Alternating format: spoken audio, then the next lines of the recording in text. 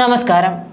തിരുവനന്തപുരം വിമാനത്താവളത്തിലെ ഇമിഗ്രേഷൻ വിഭാഗം IB ഉദ്യോഗസ്ഥ മേഘ മധുസൂദനൻ ട്രെയിൻ തട്ടി മരിച്ച സംഭവത്തിലെ ദുരൂഹതയിൽ വിശദ അന്വേഷണം നടത്താനൊരുങ്ങുകയാണ് IB.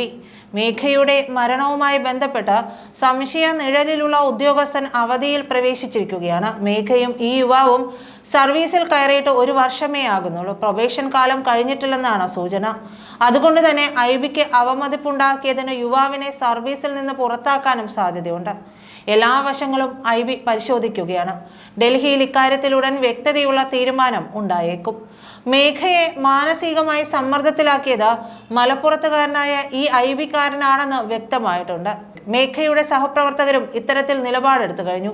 സംഭവം അന്വേഷിക്കണമെന്ന് ബന്ധുക്കൾ ആവശ്യപ്പെട്ടിരുന്നു.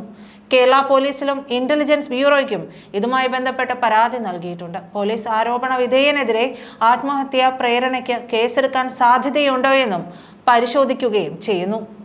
തിങ്കളാഴ്ച രാവിലെയാണ് തിരുവനന്തപുരം പേട്ട റെയിൽവേ മേൽപ്പാലത്തിന് സമീപം ട്രാക്കിൽ ട്രെയിൻ തട്ടി മരിച്ച നിലയിൽ മേഘയെ കണ്ടത്. വിമാനത്താവളത്തിലെ നൈറ്റ് ഡ്യൂട്ടി കഴിഞ്ഞിറങ്ങിയ ശേഷമാണ് ഇവിടെ മരിച്ച നിലയിൽ കണ്ടത്. തിങ്കളാഴ്ച രാവിലെ നൈറ്റ് ഡ്യൂട്ടി കഴിഞ്ഞിറങ്ങിയ ശേഷം രാവിലെ 6 മണിക്ക് മേഘ വിളിച്ചിരുന്നുവെന്ന് അച്ഛൻ മധുസൂദനൻ പറഞ്ഞു. ഭക്ഷണ പാഴ്സൽ വാങ്ങിയ ശേഷം റൂമിലേക്ക് പോവുകയാണ് എന്ന് പറഞ്ഞിരുന്നു. പിന്നീട് ട്രെയിൻ തട്ടി അപകടത്തിൽ മരിച്ചുവെന്ന വിവരമാണ് കേട്ടത്. ജോലി സംബന്ധമായി ഒരു പ്രശ്നവും ഇല്ലായിരുന്നു. താമസിക്കുന്ന സ്ഥലത്ത് റെയിൽവേ ട്രാക്കുമില്ല. അതുകൊണ്ട് തന്നെ പേട്ടയിലെ റെയിൽവേ ട്രാക്കിലേക്ക് എത്താനിടയായ സാഹചര്യം അന്വേഷിക്കണം. ട്രാക്കിലൂടെ മൊബൈൽ ഫോണിൽ സംസാരിച്ചുകൊണ്ട് പോവുകയായിരുന്നു എന്നാണ് അറിഞ്ഞത്. ആരാണ് മൊബൈൽ ഫോണിൽ വിളിച്ചത്, ആരുമായാണ് സംസാരിച്ചത് എന്നീ കാര്യങ്ങളും അന്വേഷിക്കണമെന്നും അച്ഛൻ മധുസൂദനൻ പറഞ്ഞു. സംഭവത്തിൽ പ്രത്യേക അന്വേഷണം നടത്തുമെന്ന് IB അറിയിച്ചതായും മേഘയുടെ ബന്ധുക്കൾ അറിയിച്ചിട്ടുണ്ട്. മേഘയുടെ ഫോൺ രേഖകളിൽ നിന്നും വിളിച്ചത് ആരെയെന്ന് IB തിരിച്ചറിഞ്ഞു. മേഘയുടെ ഫോൺ ഛിന്ന ഭിന്നമായി. അതുകൊണ്ട് തന്നെ അതിൽ നിന്ന് വിവരങ്ങൾ കിട്ടുക അസാധ്യമാണ്. മേഘ ഫോറൻസിക് സയൻസ് പഠന പരിശീലനത്തിന്റെ ഭാഗമായി പഞ്ചാബിൽ പോയപ്പോൾ മലപ്പുറം സ്വദേശിയായ യുവാവുമായി അടുപ്പത്തിലായിരുന്നു. ആദ്യം വീട്ടുകാർ ഇതിനെ ശക്തമായി എതിർത്തു. പിന്നീട് മേഘയുടെ ഇഷ്ടത്തിന് വഴങ്ങി അത് അംഗീകരിച്ചിരുന്നു. ഈ പ്രണയത്തിൽ നിന്ന് യുവാവ് പിന്മാറിയതാകാം മേഘയുടെ മരണത്തിന് കാരണമെന്ന് സംശയിക്കുന്നതായും ബന്ധുക്കൾ പറഞ്ഞു. ഫോറൻസിക് സയൻസിൽ മികച്ച വിജയം നേടിയാണ് 24-ാം വയസ്സിൽ തിരുവനന്തപുരം വിമാനത്താവളത്തിലെ IB വിഭാഗത്തിൽ മേഘ ജോലിയിൽ പ്രവേശിച്ചത്. ജോലിയിൽ നിന്ന് അവധിയെടുത്ത് IASന് പോകുന്നതിനുള്ള ആലോചനകൾ നടക്കുന്നതിനിടെയാണ് മേഘയുടെ മരണം.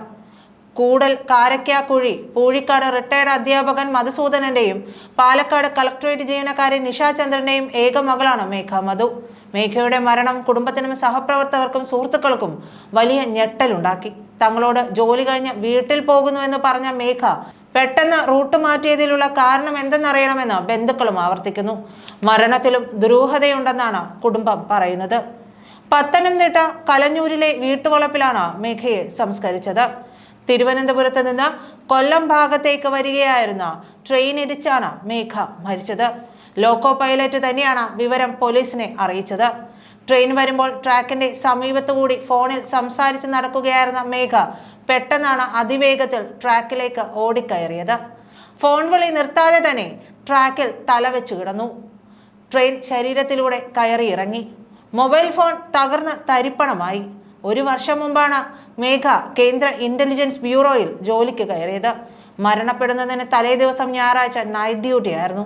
വിമാനത്താവളത്തിന് 1.5 കിലോമീറ്റർ അപ്പുറത്താണ് വാടക വീട്ടിൽ സുഹൃത്തുക്കൾക്കൊപ്പം മേഘ താമസിച്ചിരുന്നത്. രാവിലെ ഡ്യൂട്ടി കഴിഞ്ഞിറങ്ങിയ മേഘ സാധാരണ പോകുന്ന വഴിമാറി ഇടവഴിയിലൂടെ അടക്കം സഞ്ചരിച്ചാണ് റെയിൽവേ ട്രാക്കിൽ എത്തിയത്. ID കാർഡ് കണ്ടാണ് മരിച്ചയാളെ തിരിച്ചറിഞ്ഞത്. ഫോൺ തകർന്ന അവസ്ഥയിലായതിനാൽ ഏറ്റവും ഒടുവിൽ വിളിച്ചയാളെ കണ്ടെത്താൻ ഇതുവരെ സാധിച്ചില്ല. ജീവനൊടുക്കാൻ മാത്രം പോന്ന പ്രശ്നം എന്തായിരുന്നുവെന്ന് കണ്ടെത്തണമെങ്കിൽ മേഘ അവസാനമായി സംസാരിച്ചത് ആരെയെന്ന് കണ്ടെത്തണം. ഫോൺ വിളി വിവരങ്ങൾ IB കണ്ടെത്തിയെന്നാണ് സൂചന. നന്ദി.